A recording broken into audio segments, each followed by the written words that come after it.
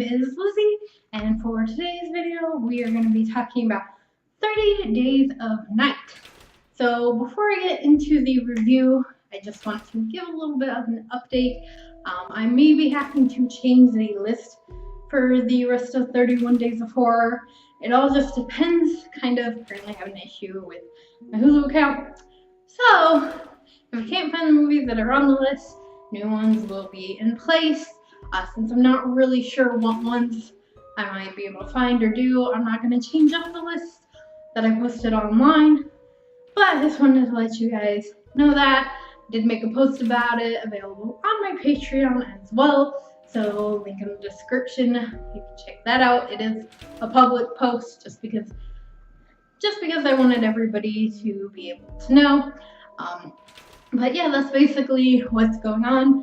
And that's why today's video is a video for a movie that was not originally on the list, but I am actually super excited to review. So this is one that has been highly suggested to me. For those of you who are maybe new to the channel, just came for the review, that don't know, I am a huge vampire fan. Love vampire films, vampire lore, which is why, in fact, I created the vampire tag, which I will also link in the description below. So you can check that out if you want to do the tag yourself. If you have done it and I haven't added your video to the playlist, please let me know in the comments below. I'll make sure to do so. Anyway, so let's go ahead and jump into it. Like I said, this one is one that has been highly suggested for me. Tons of people put them as either their favorite type of vampire for the tag, or it as just a favorite vampire film in general, and now I see why. I totally agree. This movie is fantastic. From what I saw when I was looking it up, not the best reviews as far as Rotten Tomatoes go, but as I said in my last video, Rotten Tomatoes can be very iffy when it comes to horror in general, and I don't really always trust their judgment when it comes to films in general, just because they've given bad ratings to movies that I really like. So yeah, the ratings are great on their website, but I really enjoyed this film. A lot of people clearly really enjoyed this film. I know a lot of you watching have enjoyed this film. I thought it was fantastic. So I'm going to go ahead and just get into the stuff that I did really enjoy about this film. I love the setting for it. I love that it's set in a small town with a small community of people who are having to fight off these vampires that they know nothing about. And I think that that is a great concept for a film. As I'm watching it, I'm like, of course, Alaska's the perfect place for a vampire, which we will get more into that about the location actually in my dislikes, even though it is one of the things that I did like about this film, as well as I loved the way that the vampires do, I guess, evaporate, dissolve, whatever, when hit with light, which we get to see a little bit of, more so towards the end of this film. But I did really like that. I thought it was definitely different. They usually just kind of poof right away or catch on fire. In this, it was a literal slow burn, pun intended, which I thought was different and a really great way to do it. And definitely with that ending scene, gets you right in the heart. And yeah, overall, I loved the concept. I think acting, was great on everybody's part, including Josh Hartnett. I feel like gets a lot of crap. I think he's definitely an underrated horror actor. I think for a lot of people, they remember Josh Hartnett as being like a hot heartthrob in like the 90s, early 2000s. Me personally never really saw him that way, but I do think that he does a good job in horror films, and I happen to like him. So I thought that he and everybody else did a really great job in this film. I love the way the vampires look. I love that they have complete rows of sharp teeth instead of just two fangs, which is very different. I love the fact that they kind of, almost all of them except for the lead vampire, which I'm not really sure why, but they all have their faces kind of stuck in that vampire deformity. They were a little bit more alien looking. They didn't really have the wrinkly forehead, which is usually done, you know, but that's okay. It's still, I kind of like that. I like that they were still creepy looking, but not like your standard vampire. So yeah, I really did enjoy so much about this film, but I am gonna have to say I do have a few dislikes, which are very minimal. Like I mentioned, the location, which having it in Alaska was great. Just a little factually off, I guess.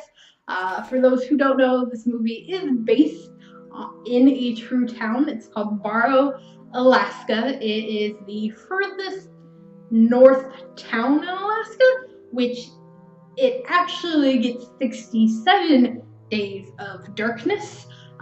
So a little over 2 months, whereas in this movie you basically go through their time frame of darkness from the beginning to the end within 30 days, which obviously makes sense for the film itself, but is just a little factually off, which it's funny because I feel like people tend to over-exaggerate the amount of darkness Alaska actually gets during the winter.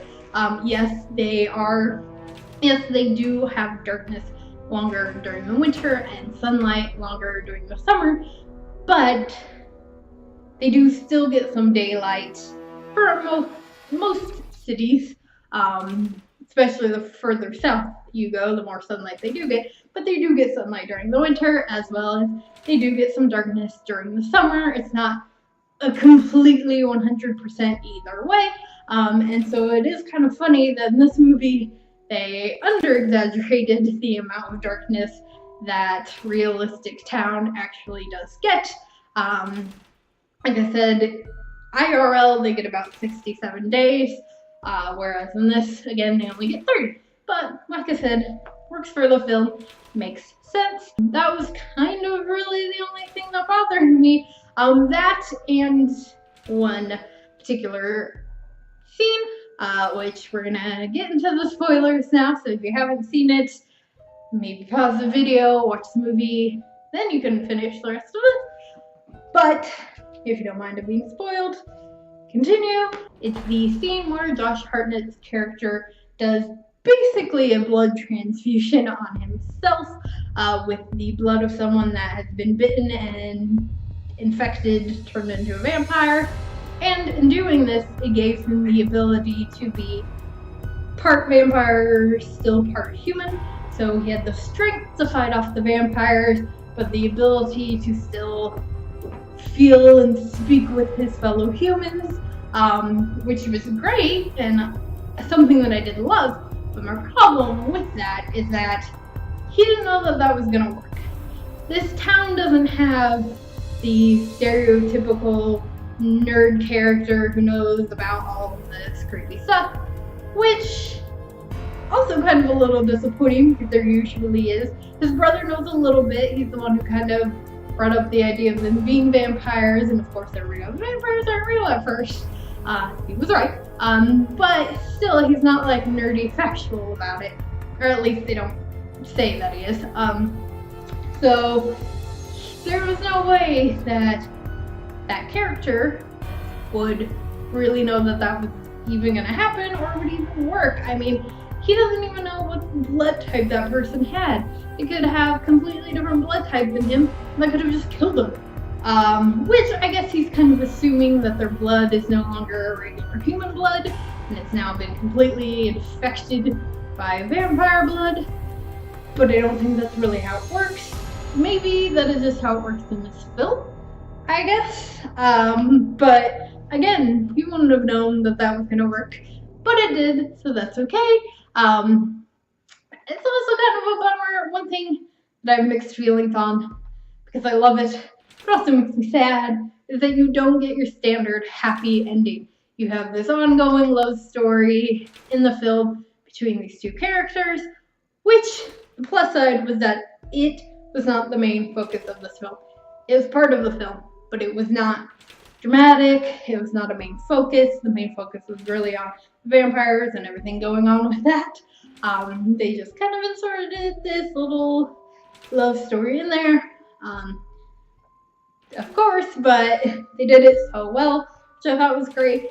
But unfortunately, those two don't get their happy ending because he is now part vampire and therefore must die, which I also thought was kind of a bummer. He's clearly like still mentally there.